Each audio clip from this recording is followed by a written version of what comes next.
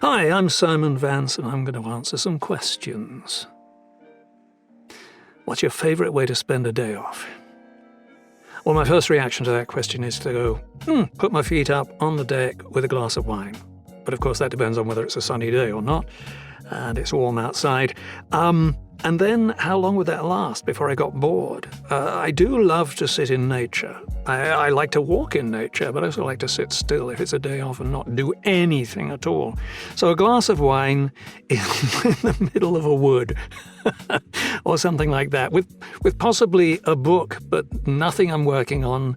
And I've probably developed a liking for certain graphic novels, Alan Moore and the whole Neil Gaiman thing. Just something that's entertaining, but definitely putting my feet up is a large part of it. What type of music am I into? I think, there is no thing I love more than anything else, specifically. It really depends on what mood I'm in at the time. In the last few decades, and I've had quite a long time, I've had a liking for certain types of jazz on occasion.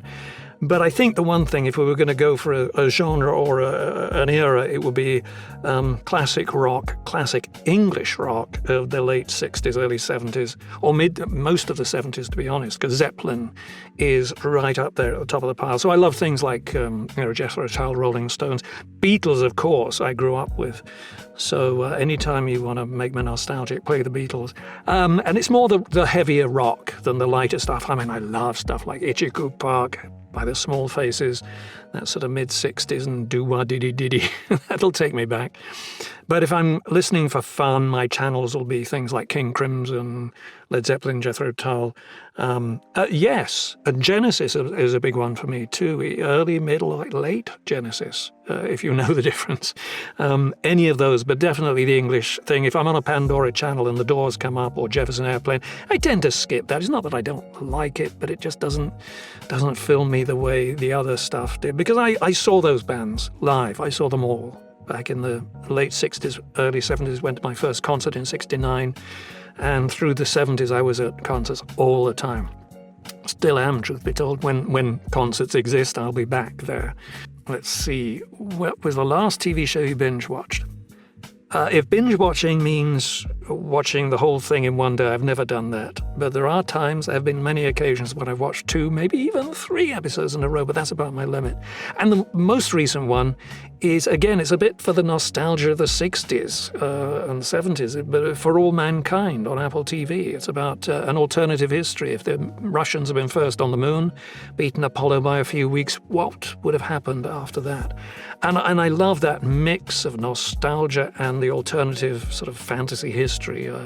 What would have happened if? So it's mixing in a lot of real things with what might have happened, as I say, if the Russians had been first, and the competition between the Russians and the Americans. And I love the actors in that. I think it's a very good production. What activity instantly calms you? Sleeping. Actually, God, I'm going to sound like one of those people, but we got a Peloton bike, and I love the exercise on that. If I'm, you wake up and you got so much on, and it's grinding in your head, and you get on that and you get shouted out by one of their instructors for a bit. And you really push yourself to the limit. That does a good job on me. And afterwards, I feel like I've achieved something. And it doesn't have to be one of those sessions. The bike has sessions where you can, cycle the streets of a southern French town or something, and it's kind of relaxing. But I love that. I do jog on the street as well. I don't always need a screen in front of me. And that'll do it too. Any kind of exercise of that kind. It's a bit solo, I know, but I've never been a team player, so there you go. Who was your craziest, most interesting teacher? There was a fella back in what you'd call high school. It was the sixth form. Actually, he started teaching me before that. The sixth form, the last 2 years of school. So I was 16, 17, 18 around this time. But this fellow called Bob Harbour. He taught history, And he did teach me for a while, but then I moved over to do chemistry in the sixth form. That's what we did in England. You made choices. But stayed friends with him, and the gang of us, we were sort of hippies. We're talking 72, 73, 74. And there were a couple of occasions he did things which were just so cool. We commandeered the school bus, or borrowed it, or signed it out, and he drove us from Brighton up to London's Rainbow Theatre, and we saw, it was... oh gosh, what was it? Ashton, Gardner and Dyke, which was a terrible band. They had one hit song. But Rod Stewart at the Rainbow, he drove us up there one night and drove us back. Not exactly a school trip. And then towards the end of the sixth form, he took a bunch of us up to Yorkshire on a camping trip. Again, school bus was commandeered. And we had an extraordinary week. I remember beer was like 12 pence a pint then, and yes, I was underage. But anyway, that's what made him so cool. And has the statute of limitations run out yet? I don't know. I don't want to get into trouble. Anyway, one night we were all in Ripon, I think it was, and we saw that the Monty Python movie was playing, and a bunch of us wanted to see it, and a bunch didn't. And he came back from the van with a box full of cornflakes and bread and stuff like that, gave it to those of us who wanted to see the movie, and took the rest of them back to the campsite, which was at Grassington, which was way out in 20, 30 miles away. Left the rest of us, 16, 17-year-olds, to hike back in the middle of the night. And we sort of broke into pairs and ended up finding our way back, except for one couple, because a couple of the guys had brought their girlfriends. They ended up in a barn overnight. I think scared the bejesus out of him, because he'd got into all sorts of trouble if anything had happened to any of us. But that was Bob Harbour, wonderful guy. I just heard about Bob Harbour. His class, he taught economics. That's right, he did that in the sixth form. And that's the only time I actually skipped school. And this links back to something earlier, because I skipped school that morning, a Friday morning, to line up at the Dome in Brighton for tickets for Led Zeppelin. And it was one of the last concerts they did in the small theatres in England. This was about a 2,000-3,000 seat theatre, and I got photographs of it. Took my quite a big black and white camera, and I have such fond memories of that. And I wasn't the only one skipping school that morning. Apparently there were several people missing from class getting their Led Zeppelin tickets. That was, but as I say, that was the only time I ever skipped school deliberately. Don't tell anyone about that. What old person things do you do?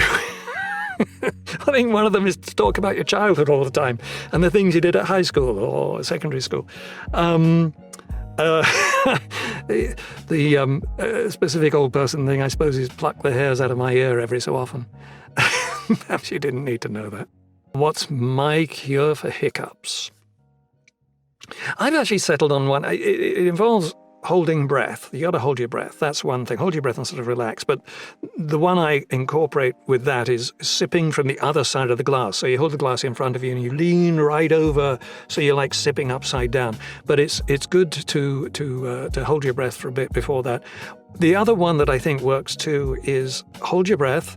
I don't know how many seconds, I can't remember. It's sort of feel your way through, and then swallow 3 times without water. You just and do that 3 times. It's really hard, but I think it's the thing. The thing is, it's focusing, distracting yourself, having to concentrate on something else, which disrupts the whatever nervous system it is that's responsible for hiccups.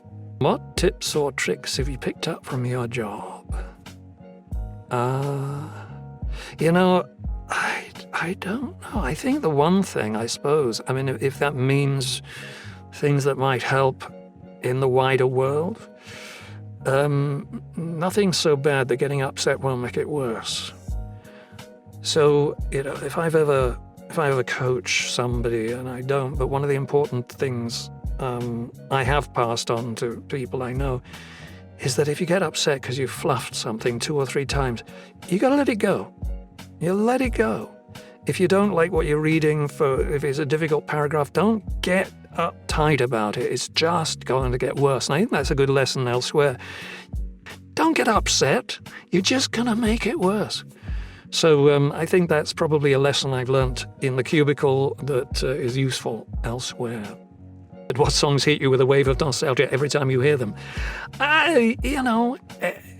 actually, you know, not necessarily that I like them, but stuff from the 60s, anything from the 60s or 70s. Usually, though, I love it. I mean, to me, the best single and the one that gets me every time and I have to stop and listen is Jimi Hendrix, All Along the Watchtower.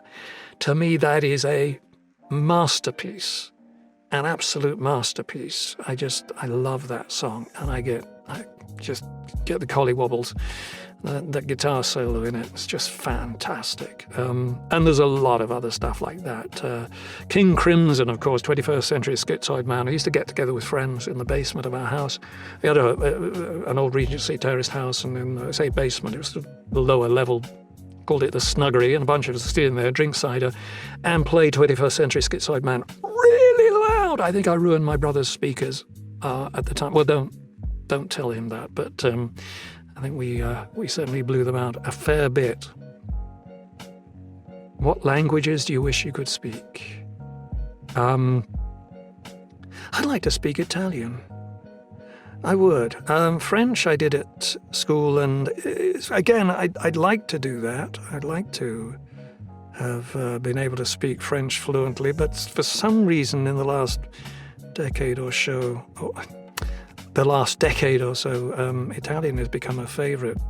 So what was the best vacation you ever took and why? And a couple of years ago, 2016, my wife and I went with friends to Tuscany, a town called Podium, but it's very close to San Gimignano, and a perfect situation between Siena and Florence and Pisa and stuff like that. So we visited all those places, and we had a swimming pool there, and by chance one day I just looked up a winery nearby, and it happened to be Barone Ricasoli, which was just opening after having been closed for a while, and they just put out the red carpet for us. We were only 4 of us, and they gave us the whole tour. And I said, how many people do you normally have on this? And they said, well, 25, but we haven't really geared up yet.